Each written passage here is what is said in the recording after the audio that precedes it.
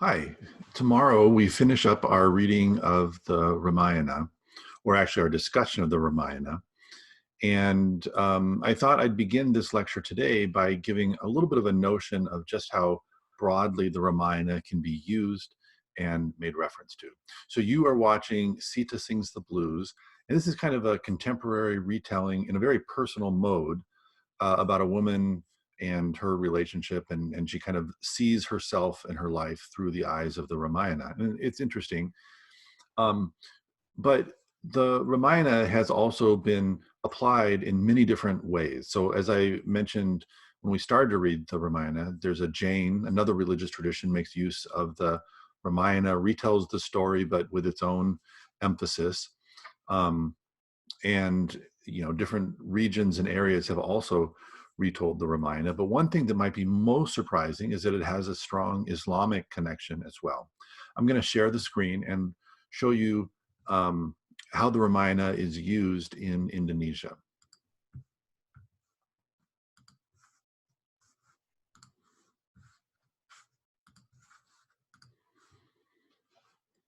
Okay, so Indonesia is a big country, but what I'm talking about specifically is the island of Java, which is a predominantly Muslim island in Indonesia. And you might think, well, Hinduism, with its kind of polytheism and multiple gods, and Islam, with its kind of staunchly monotheistic point of view, are simply at odds and wouldn't be able to come together that well. But actually, Islam has made the Islamic tradition in Indonesia has made a rich use of the Ramayana. You see this most clearly in their tradition of puppetry and storytelling through shadow puppets. Here is an example. You can see that it's made out of this kind of tough skin that's treated, and that's very that's thin but tough, and then they punch holes in it in order to create these shadow puppets. This is another style of puppet, which is wooden and clothed, but then they're kind of manipulated with sticks underneath. So it's another way of puppetry and telling stories. And this is Ravana. Uh, while in Indonesia, I went to one of these kind of traditional puppet, shadow puppet shows, and saw a story being told. And of course, it does. You've got these two massive volumes, the Ramayana and the Mahabharata, and so many of the stories are taken from those two volumes. And here, this is just one of the multiple stories that are has been kind of taken out of there and is being portrayed by the puppet master here. Here's an example of the puppet master at work, and you can see how he's got these sticks and he's maneuvering the character. Here's another view, and you can see on the sides just all the different characters, right? This expansive, massive cast of characters from the Mahabharata and the Ramayana. And there's also there's some women who are kind of all chanting some of the poetry to the side, and there's also a gamelan orchestra and band that's in the background here. Here's how it looks on the other side, where you're just seeing the shadows.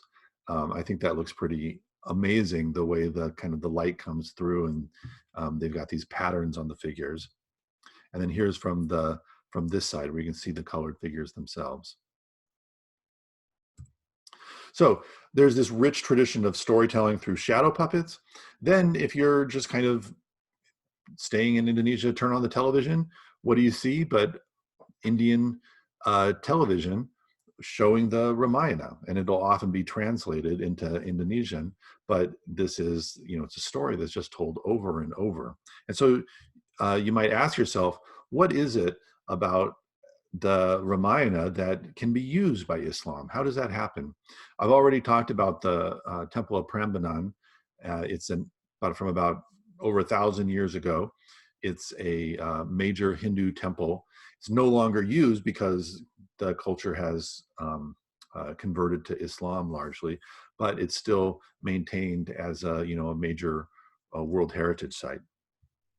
But one thing that they do here is they have these live versions of the Ramayana. So here you can see there in the background, the big gamelan band, and then you have live actors who are portraying the story of the Ramayana. Here is Sita dressed in very Indonesian garb with the way the kind of the ear um, adornment and things, and the batik as well. Here's where Hanuman sets fire to the palace in Lanka.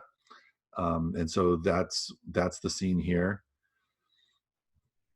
And then here is at the end where Rama comes down with Sita after having rescued her from Lanka and the clutches of Ravana.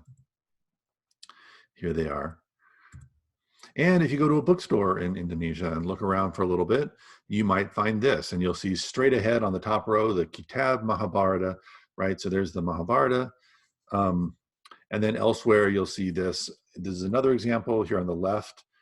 Translated into Indonesian is the Ramayana, and then straight ahead is also the Mahabharata, right? These two central epics of the Hindu tradition. Right, I'm gonna stop the share. Okay, so what's the deal? How can you do that? How can you be kind of a staunch monotheist and then appreciate these stories in the Ramayana and Mahabharata? And, you know, you might think about that for just a moment. How does that happen? Well, there is a very interesting mechanism for it. So Indonesia was, you know, originally had this kind of Hindu Buddhist substrate of belief, and then Islamic missionaries came and spread. And those missionaries were of a kind of mystical Sufi orientation. I mean, they kind of embraced the mystical side of the faith of Islam. And when they heard the Ramayana and the stories of the Mahabharata, they didn't think, oh, these are, you know, multiple gods, we have to get rid of these things. Instead, they said, oh, well, if we understand these stories correctly, what they're really talking about, they have all these characters, but those characters represent psychological experiences that we have. So Ravana is lust and anger, and Rama may be the more rational and ethical part of ourselves. And we feel in ourselves this kind of battle between these two sides, and that's what the book is dramatizing. So you can listen to the Ramayana and the Mahabharata, and instead of thinking about it's speaking about gods above us, imagine this kind of psychological divisions and battles that are going on. And that's a way to understand it. So with the help of Sufi interpretation and scholars, these texts are heard as perfectly orthodox Islamic expressions. And I think that's an example of just how malleable and changeable these traditions are. These are stories that can be told and remolded and worked in different ways. And that's what I'm asking you to do for this third paper that you have coming up. And I think I said it was going to be due on Friday, but I'm going to push that off till Monday just to give you an extra weekend to do that. And what I want you to do is to be thinking about stories in the Ramayana. And this is a bit of a creative writing assignment. I want you to tell a story in the Ramayana, repeat a story, and tell it in a way that would bring comfort or hope in the midst of what we're going through here with the coronavirus. All right. So look for a story that you could retell in your own words in something of a creative way, and that you could apply and say, this helps to make sense of what we're going through and maybe how we should act or what we should think about the stuff that we're going through now. Okay, so I want to see you doing a little bit of practice with this kind of religious thinking. And you hear that in Sita Sings the Blues too. You hear not an orthodox, this is what it means, but you see all those friends kind of discussing and talking about the different things it could mean. That's a very religious side. And that's also something that we saw in the Hebrew Bible. These stories that, like, what does that mean? How are we supposed to apply it? Well, talk about it. These are stories that are kind of resist easy, immediate interpretation and thus gain their power by kind of giving little nodes of discussion for society and ways of understanding complex situations. All right. I don't want to see you make an attempt at that. So this is the end of this lecture. I'm going to come back and do a second lecture where I answer some of your questions, or try to.